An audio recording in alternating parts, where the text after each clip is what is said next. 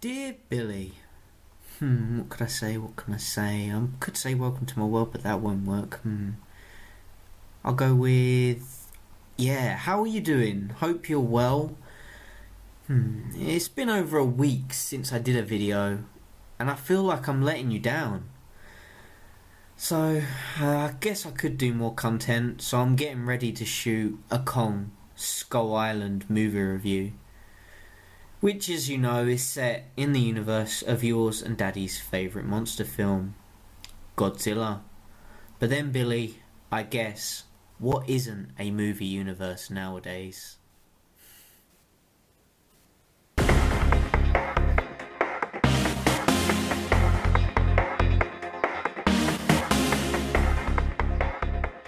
Hey guys, and welcome to my world. So yes, the background is different, don't worry, I'm doing an update video on that. But I have finally seen Kong Skull Island, and now I am here to talk about it. There's a lot to say. Now, the day before I saw it, last Sunday, so I've seen it a while ago now. And the Saturday night I watched Godzilla. So we're going to get into that. We're going to talk, no spoilers in this. And then there's something I do want to spoil, so I'm gonna leave that till the end. I'll tell you when you can go, you can leave. I'll tell you when to leave. And then if you want to see the spoilers, hear about the spoilers, stay at the end. But yeah, let's get in to my thoughts on Kong Skull Island. So firstly, if you didn't already know, now this isn't a spoiler, now Kong Skull Island is set in the same universe as Godzilla. Now, I absolutely loved Godzilla, the 2014 film. I thought it was a brilliant remake. Now, I get some of the complaints you have with that film, like, oh, the human element isn't so great. Godzilla's screen time, but I absolutely found it to be a really enjoyable film. Now, if you take those complaints and put them towards Kong Skull Island, because I've heard similar things about the human element and stuff like that, this story is set before Godzilla was set. Godzilla was set in like 2014. This is set in the 1970s, okay? And you have a vast cast. I'm not even lying. You've got Samuel L. Jackson, you've got Brie Larson, you've got Tom Hiddleston, yeah, all from Marvel. You've got John Goodman. There's so many. Like, really, the cast is so good, man. That was so bad. So yeah, this film is set in the 1970s, the same universe as Godzilla. Now you've got a crew going to Skull Island and doing some tests. Now obviously you've got the cover up from Monarch and everything, but they've said they're going to go do tests. And hence why we get to meet King Kong.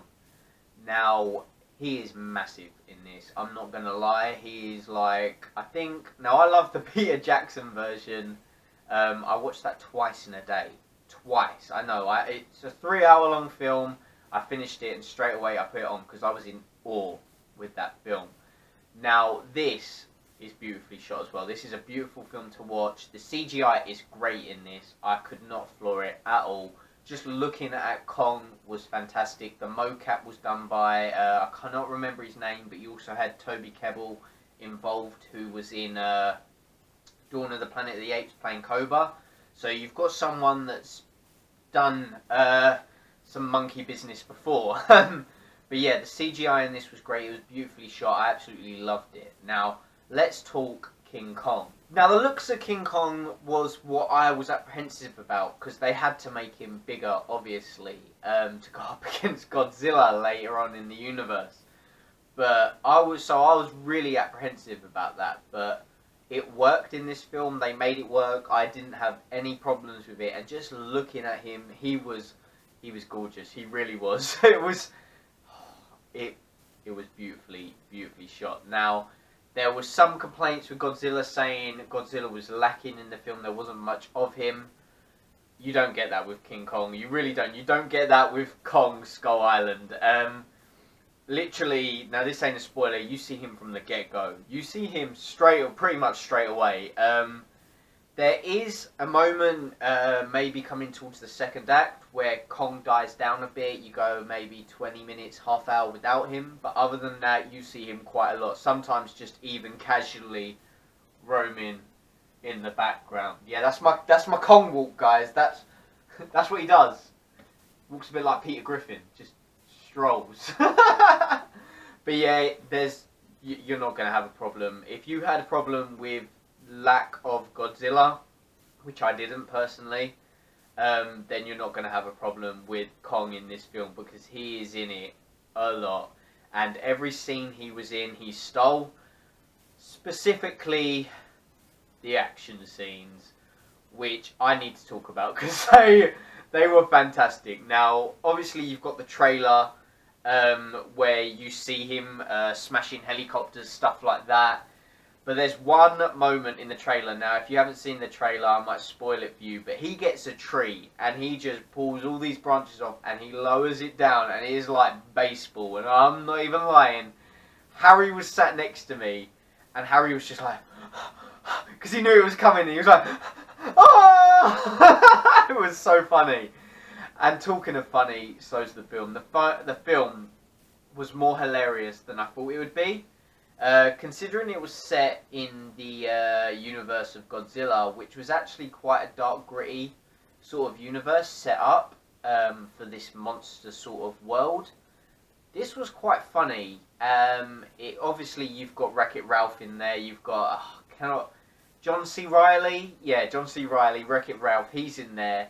Now, some humour lands a bit flat, specifically the dry humour. Now, I personally liked it. I had a lot of fun, especially with John C. Reilly. Now, he brought a different tone to the film, which was just like that tension release that you needed sometimes, and it really worked in this film. It's a bit of a different tone than Godzilla was, but it's a good tone. You still get the dark grittiness, but it's a more bright, vibrant feel to it, specifically you being on an island with all these monsters, the sun is shining. It looks a bit like Apocalypse Now, it really does. Yeah, it was beautiful. It really was. Like I said, you've got a vast cast in this. You've got Brie Larson, Tom Hiddleston, Sam Jackson, John C. Reilly, John Goodman. So many characters. Now, obviously, you've got a big cast because some characters are just there to get killed. You should know that going in. Yeah, that's why there's a big cast. But my favourite character by far was Tom Hiddleston's Conrad. Now, he was a badass. Now, there's one scene in particular where you see him be a badass, and I'm not going to lie, it is a bit over the top. But I still had so much fun with it. It didn't take me out the film. You could just tell it was a bit OTT. But no, I still had fun with that. And other than that, his character's is that silent, cool guy, war veteran sort of character, and I had so much fun with him. So, but other than that over the top scene, nothing else was really over the top. He was quite the cool guy, and he kind of kept it low key. I gotta stop with these bad jokes, I really have. So before I get onto the negatives, I've got to talk quickly about the setup to this film. Now, with Peter Jackson's King Kong, which I actually really liked, you've got an hour setup. You've got, a lot of people say the first hour, just do without it. But I really like the human side to that, seeing them set up, going to the island, stuff like that. In this film, it is a real quick setup. It's about 20 minutes and you're in. Okay, it is about 10 minutes and you see Kong. Like, it is a quick setup. You do get to care about those characters in this. Like, a lot of people will still say the human element is a bit lacking. But in this film's about the monsters. Let's face it, Godzilla, King Kong, all of it is about the monsters. That's what we're there for. We are there for the giant. As Harry would say, you're there for the giant ape. You are. But in this, you still do care about the characters. Like, you get moments with Brie Larson and Tom Hiddleston. You care about them. Sam Jackson, you can see where he's coming from, even though he's a bit crazy. And then John C. Reilly, you kind of do feel for as well. So you do get some human emotions in this. But then, like I say with the complaints you get about Aaron Taylor-Johnson in Godzilla, he's a war hero. He's a war veteran. He has been out there. He's not going to be one of those types of characters that just breaks down crying in front of you going, oh, when I was 10, this happened to me. It's not going to happen. We're there for the monsters. They're war veterans. What else do you expect? But yeah, no, you do get more of a human element than you do in Godzilla. But if you're going for the human element, then why? You're there for Kong.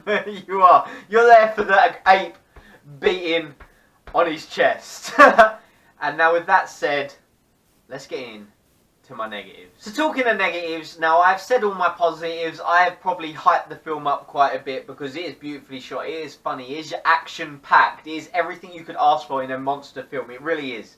But my negatives, I do have a few. Now there's nothing to do with the CGI, the looks of it, the acting, it's all great. My first negative is to do with Samuel L. Jackson, okay?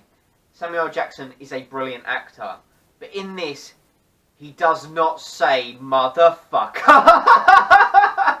He doesn't get to say it. He doesn't. That is my first negative with this film. I did not get to hear Samuel L. Jackson say that beautiful motherfucking word. But seriously, guys, my negatives with this, now, like I said earlier, I mentioned earlier, you get a lot of King Kong in this, but then there comes a point later on towards the end of the second act, beginning of the third act, where Kong dies down a bit and you get this whole human side of it for about 20 minutes, half hour. Now you can definitely notice it, because where they put Kong in this film a lot more, you notice where he's not. So that kind of, it didn't drag for me, but I kind of noticed King Kong not being there and I was like, oh come on, where's more helicopter smashing, where's all this gone?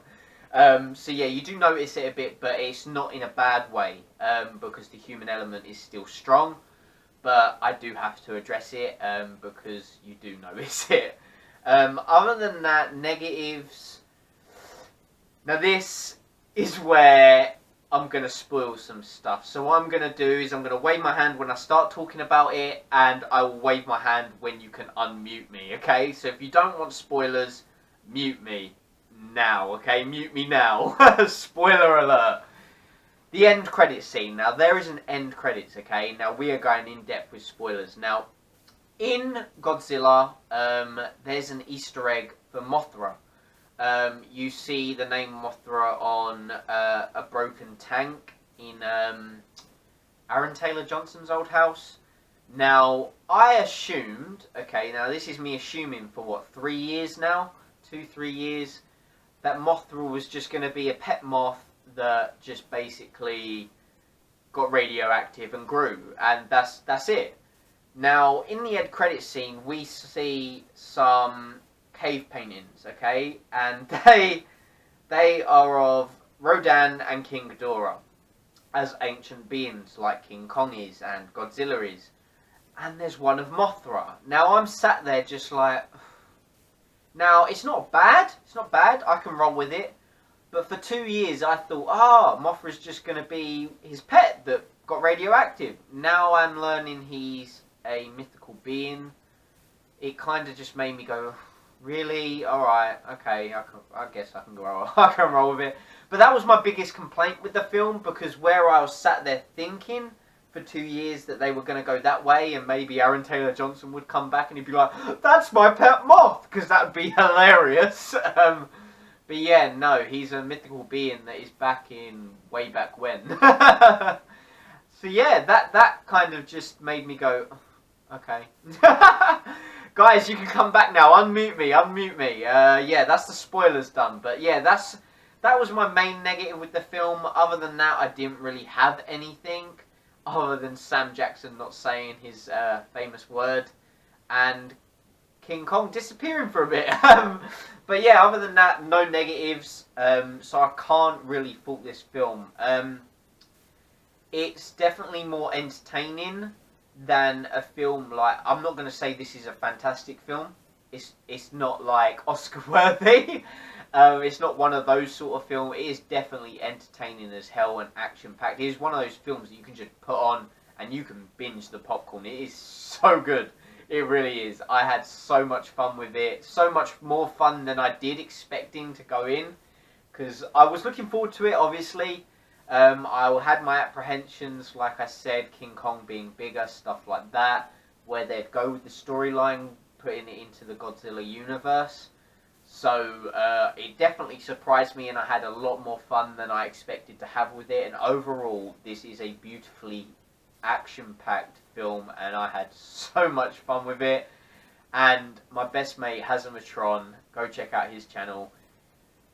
He had so much fun with it too. Now, he loves apes. He loves giant apes. He loves any giant monsters. So this guy is sat next to me, and he's just freaking... He's having the time of his life. He really is. Guys, I had so much fun seeing King Kong. I really did. Kong Skull Island. Compared to the Peter Jackson one, I'd probably watch this a lot more. Just specifically for the action. But it didn't leave me in as much awe as Peter Jackson's did. But then I saw that when I was younger, and I binge watched it twice in a day because I was just fascinated by it. But this is so good, and I highly recommend you go see it. I really do. So go see it in cinema. Kong Skull Island. Absolutely had so much fun with it, guys. Skull Island. Let me know down in the comment section below what you thought of Kong Skull Island. Are you seeing it this weekend, later this week? I think I'm seeing Beauty and the Beast some point in the next week. Then obviously I've got Power Rangers, which I'm looking forward to, but I'm still apprehensive about childhood. Yeah, I've got those to come, so hit subscribe, stay tuned for those movie reviews. And then I'm about to turn the camera off after this video, and then turn it straight back on and do an update video for you guys. So that is to come. You've got that to come, where I'm going to be talking my new background, getting feedback. I've hit 250 subscribers now. I think I'm on 251. So yeah, I'm looking to do a Q&A, guys. So go hit subscribe, stay tuned for that video. More on that and how to get questions to me, stuff like that. But guys, again, go see Kong Skull Island and let me know what you thought of it down in the comment section below. And yeah, guys, as always, thanks for watching and take care. See you later! Couldn't go a video about doing it. So guys, you made it to the end of the video. Thank you for watching. If you want to stay up to date with content from me, then click subscribe here. I've linked a few other videos here for your entertainment. If you want to check those out, just click on the image shown. If not, look over my channel. I'm sure there's some other content you will enjoy. Thanks for watching, guys, and as always, take care.